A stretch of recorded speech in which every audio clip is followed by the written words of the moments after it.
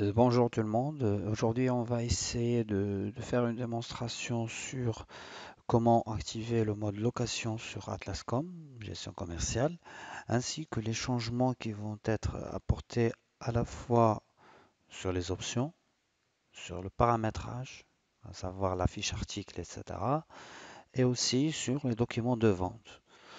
Par la suite, on verra les états de consultation spécifiques liés à ce mode. Donc tout d'abord, il faut accéder à Atlascom via un compte administrateur, accéder au dossier de travail. Ensuite, cliquez sur le menu Outils, Options, CTRL 4, Gestion de location, oui, et Enregistrer pour quitter. Il faut noter que la partie achat ne va pas être affectée par l'activation de ce mode. Donc, vous pouvez saisir les achats de vos biens qui vont être loués par la suite normalement, bien sûr, pour alimenter le stock de la société. Donc, premièrement,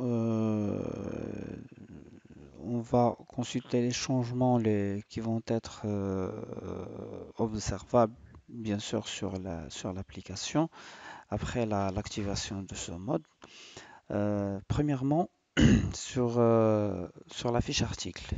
Donc, paramétrage, article et nomenclature. On fait double-clic sur un article exemple. Donc, on voit bien que sur la fiche article, certaines options vont être visibles sur complément 2, tels que par exemple le taux d'assurance, les frais de possession, le prix de location et notre assurance. Donc, bien évidemment, le prix de location est l'information je dirais la plus importante sur la fiche. Donc, deuxième chose qu'il faut retenir que si vous avez un tarif de location par intervalle de jours, vous pouvez l'insérer sur l'application via le bouton tarif location.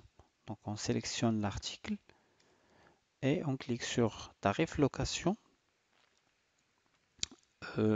Puis utiliser le bouton de commande plus et supprimer moins pour insérer l'intervalle de jour ainsi que le prix de location de l'intervalle saisi, bien sûr. En fait, si ce tableau est rempli, le système va automatiquement ignorer le prix de location qui se trouve dans la fiche article, à savoir celui-là.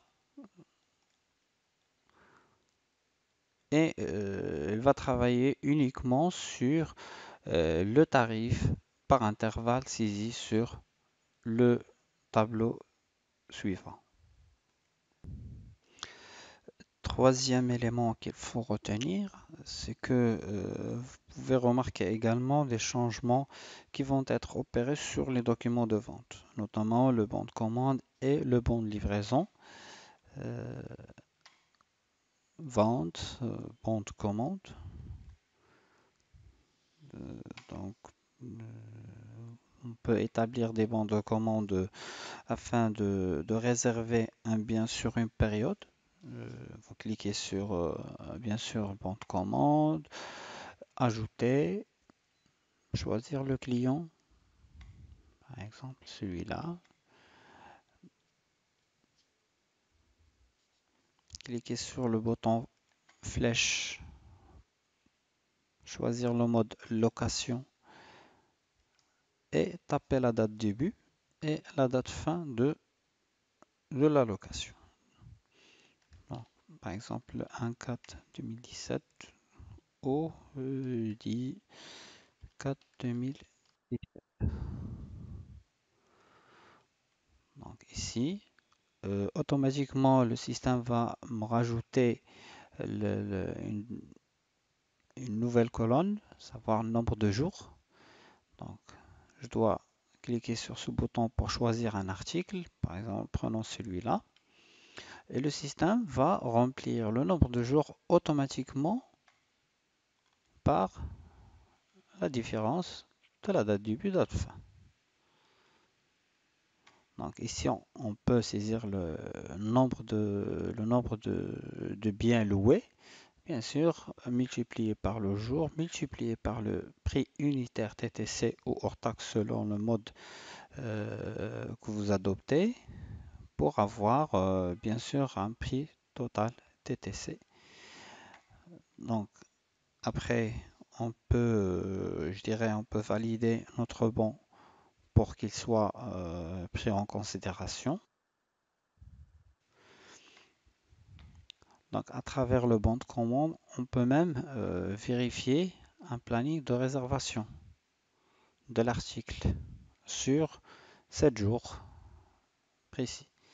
Donc, pour cet article-là, je vois bien qu'il est disponible du 1-4 jusqu'à le 7-4, selon je dirais, l'interrogation de 7 jours.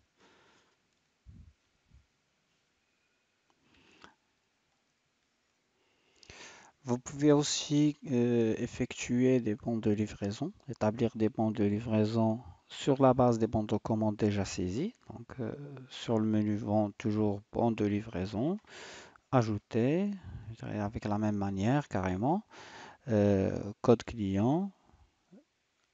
On va choisir le même pour rester dans le même process. Cliquez toujours sur la flèche et choisir le mode location. C'est ici la même date, c'est-à-dire le 1-4-2017 au 10-4-2017. Cachez le menu et puis au lieu de cliquer sur nouveau ou plus pour choisir l'article, on va cliquer sur importer bon de commande pour choisir notre bon de commande. Donc le système va m'emporter le bon de commande tel qu'il est avec le nombre de jours, la quantité ainsi que le prix saisi dans le bon de commande. Donc lors de la validation, bien sûr, le système va prendre en considération je dirais cette valeur dans l'état de compte du client et bien sûr va soustraire cette quantité-là de la quantité, je dirais, en stock. En cas de retour du bien loué, bien sûr, on doit effectuer un bon de retour, toujours avec la même façon. Donc, on accède au menu vente, bon de retour, ajouter,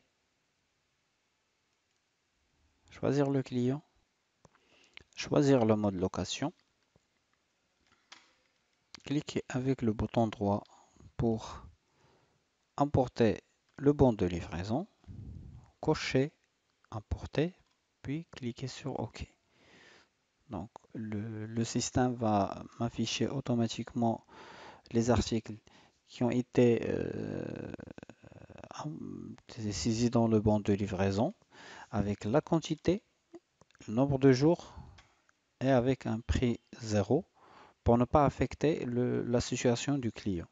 Juste mouvementer l'article en quantité, à savoir retourner l'article en stock. Donc, et puis valider pour actualiser mon stock de biens loués. En dernière étape, on peut consulter un ensemble d'états via le module consultation, suivi location. On peut consulter le planning de disponibilité, planning de réservation par article, planning de réservation par client, location en retard de livraison et location en retard de retour. Bon, notez bien que les états commerciaux demeurent standards, tels que les états de compte des clients, fournisseurs, les chiffres d'affaires, l'historique des ventes et des achats. Donc, tous les états ici sont valables, à part ces états qui sont liés à la gestion de location spécifiquement. Donc on arrive à la fin de cette vidéo. Si vous avez des questions ou des remarques concernant la vidéo ou des propositions, vous pouvez l'insérer sur le commentaire ci-dessus. Merci.